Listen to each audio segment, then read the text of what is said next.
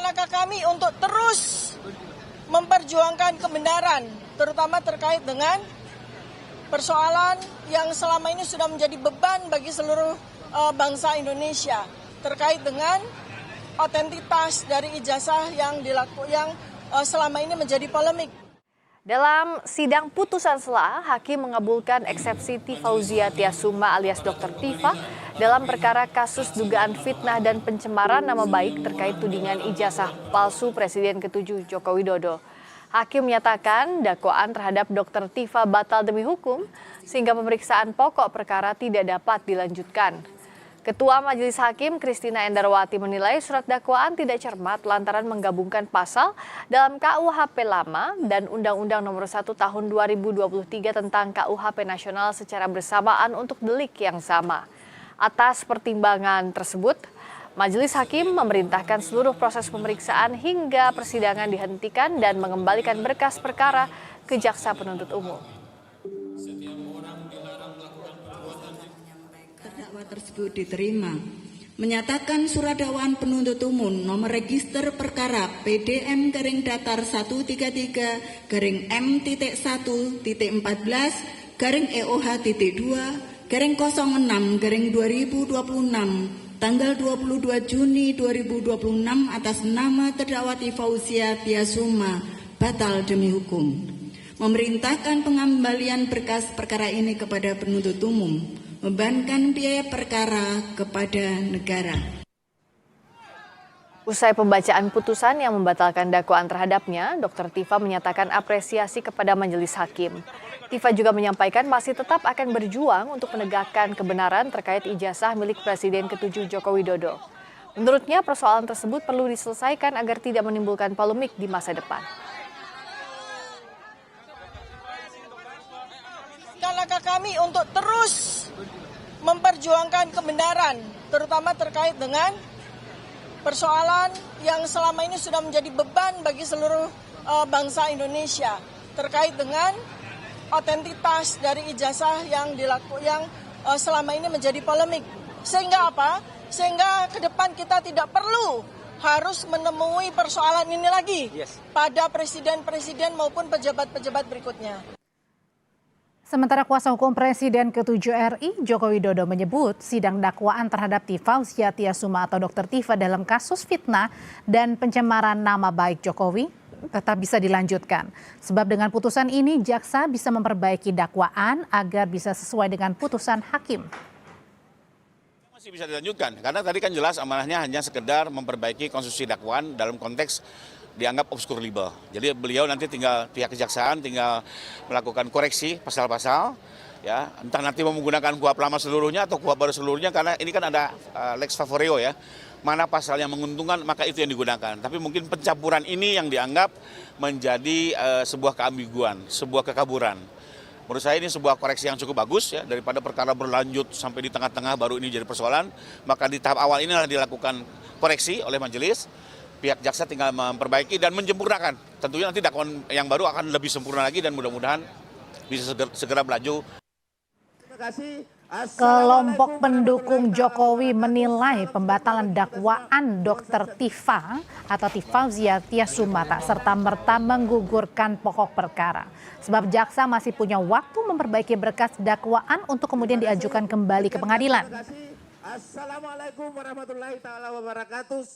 Di sini bisa menggunakan pasal 206 ayat 4 untuk melakukan perlawanan atau verset kepada kepada majelis hakim ya, atau pasal 75 ayat 4 KUHP. Artinya lakukan perbaikan kemudian bisa diajukan kembali. Artinya putusan ini belum membatalkan pokok perkara dalam hal tindak pidana yang dilakukan Dr. Tifa atau terdakwa. Sehingga saya rasa ini perlu dikoreksi sama jaksa penuntut umum.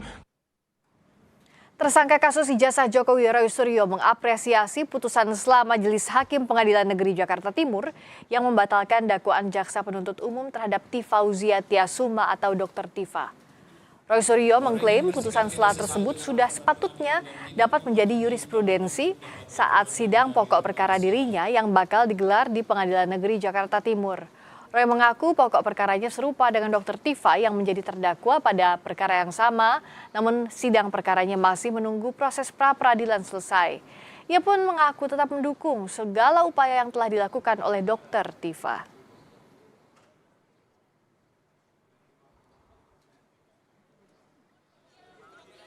Perkara ini adalah gugatannya sama dengan yang saya terima, ya. Jalannya juga sama, dakwaannya juga sama, sehingga di Projo DKK. ya dan kawan-kawan. Sehingga insya Allah kalau memang hukum itu lurus ya, ini tidak hanya menjadi presiden, tapi menjadi jurisprudensi.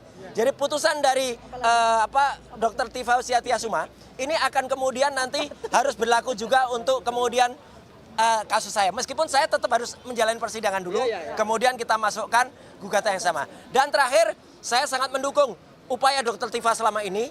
Teruskan dok perjuangannya.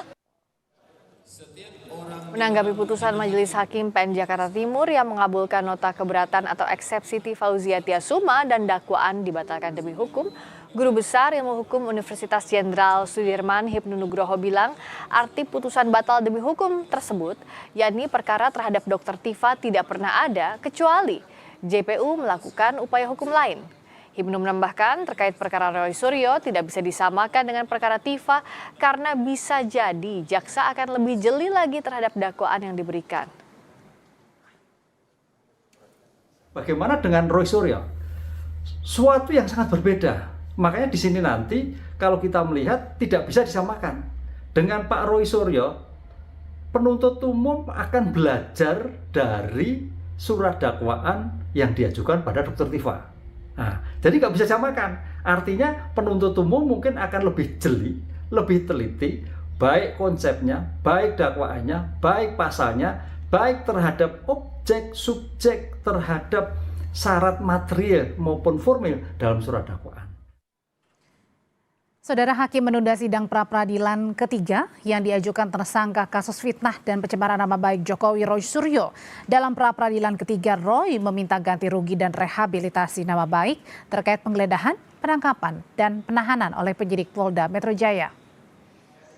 Penundaan sidang pra-peradilan jilid 3 yang diajukan Roy Suryo batal karena termohon yakni Kejaksaan Negeri Jakarta Selatan tidak hadir.